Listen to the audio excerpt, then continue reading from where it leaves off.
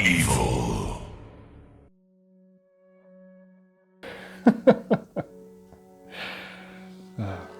Such lovely tales. My name's Michael. This is Special Moves. You know, we really like Resident Evil 2. It's a great horror game. We all like horror here at Special Moves, and one thing we found with Resident Evil 2 is that it can be quite challenging. It is, of course, a survival horror, so you do need to survive to see the end. And we thought, wouldn't it be great if someone put together some kind of list and put that list across in a video that you could watch and consume and come out the other side a better Resident Evil player. If you want to see the end, if you want to see the delights that this game has to offer, then you do need some help to get to the end. Here are 6 delightful tips for Resident Evil 2.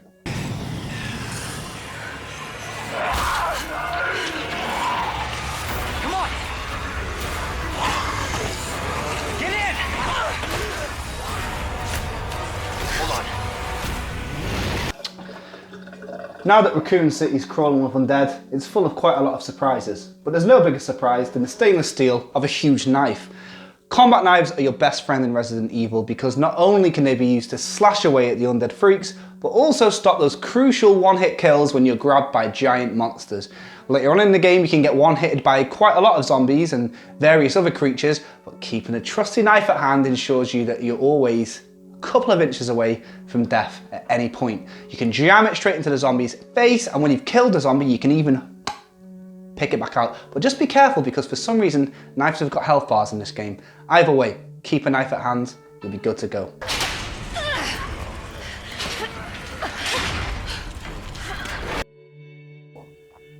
Forget what you know about zombies. It's not one bullet to the head in Resident Evil 2 that will kill zombies. It's more like 8, and ammo is quite scarce. So the best thing to do is spend just a couple of rounds, 4 or 5, shooting the kneecaps off the zombies. What it does, sends them to the floor straight away, and they're like shitty little snakes, they slither around trying to catch you. But because they're not dead, the game hasn't registered they've died, and it won't spawn any more zombies in. So rather than waste your precious bullets shooting people's brains out, kneecap them. You can easily get around them. It takes them a lot longer to lunge at you. If they do catch you, you can't knife them. Just make sure you stay away from them. But that's the best way of saving ammo, and it got me through the first game pretty easily. Saved a lot of ammo. Kneecaps.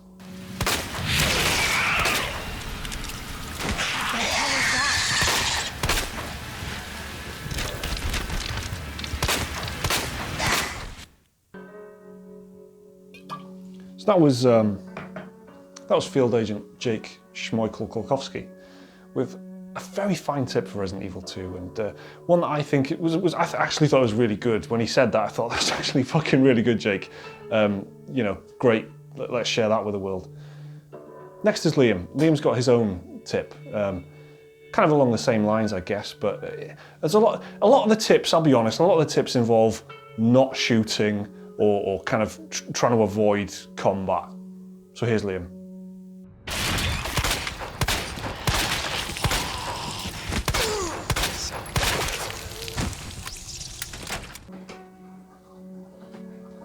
So one thing about Resident Evil 2 is the zombies, they can take quite a chomp out of you. And you don't want to get too damaged, you know, because you die easily. You can only take like 2 or 3 hits before you die. And that is why the most important thing in Resident Evil is the good old green herb.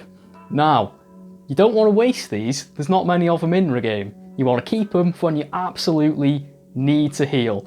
Most importantly, don't heal until you're in the danger zone, because you don't want to waste these precious little herbs you've got. For the best results, combine them with a red and blue herb, you get full healing and a nice little defense boost. So yeah, save these things. Come on, don't be an asshole. Okay, you need this. Just get me the fuck out of here. So one of the most fearsome enemies in Resident Evil 2 is the tyrant Mr. X. He is a big old zombie BOW. He will stalk you throughout the entire game. He'll follow you through rooms, he'll chase you down, and he just wants to ruin your day. He doesn't want you to survive this zombie outbreak. But a big tip for this one is, don't waste your ammo on him. He can't be killed, he is unkillable. And so you're better off saving your ammo for a normal encounter with like a zombie or a licker or a zombie dog or a boss fight. Basically, just don't shoot him, and if you have to shoot him, only shoot him in the head to stun him so you can run away from him again. Because really, it's not worth the effort. Just run away from him.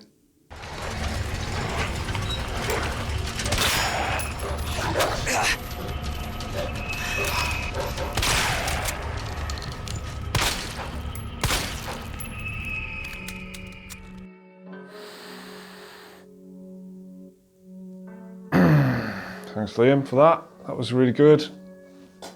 Good tips. Good tips, Liam. Don't come any closer! Shit! But the main thing you gotta know with Resident Evil, what are we on? 2, weirdly, is that you don't need to kill the zombies, actually. I mean, that's the one thing that a lot of people do at the beginning. They just keep wasting all their ammo. They're like, bang, bang. Actually, it's not even that fast. It's more like bang, bang, bang. That's how fast you shoot in Resident Evil 2. So what people do is just pour ammunition into these zombies that you don't need to kill, really. You shoot them in the head, like always aim at the head. That's fucking basic. You don't know that, mate, then what are you doing here? But you shoot them in the head, and then they kind of stagger and stumble, and you can just run past them. Thing is, if you actually kill them, then there'll just be more zombies in that same corridor later on, because, you know, there's like a broken window or whatever, and they'll just sort of respawn, so they'll just be back in there. So you're wasting your time, basically, if you're trying to kill the zombies.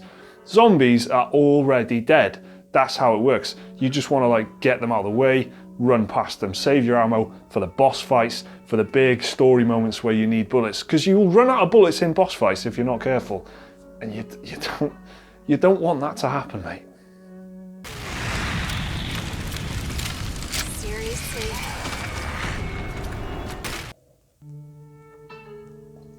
But the main thing, obviously, is just don't be afraid to play it on assisted. Assisted is basically like, you know, the easy mode, except they called it assisted. So, you know, that's really what it is. It actually gives you a helping hand. So you get more items, you get more health, a bit of aim assist. Assist, see the theme here? The game assists you. In fact, if you die a bit too often in regular or sort of hardcore mode, it suggests that you play on assisted because you're a loser and you need to play on assisted. No, I'm joking, of course. Don't be a turd. Play on assisted if you're having a hard time. You don't need to complain. Just play it. It's a hard game. It's a survival horror game. It's about surviving. It is tough. It's also about replayability. So if you play it the first time through unassisted, there's no shame in that whatsoever. You can play it on a regular difficulty or a harder difficulty later on when you play it through with another character. There's nothing wrong with that. Again, don't be a turd. It's there for a reason. Play unassisted. End of video. Cheers.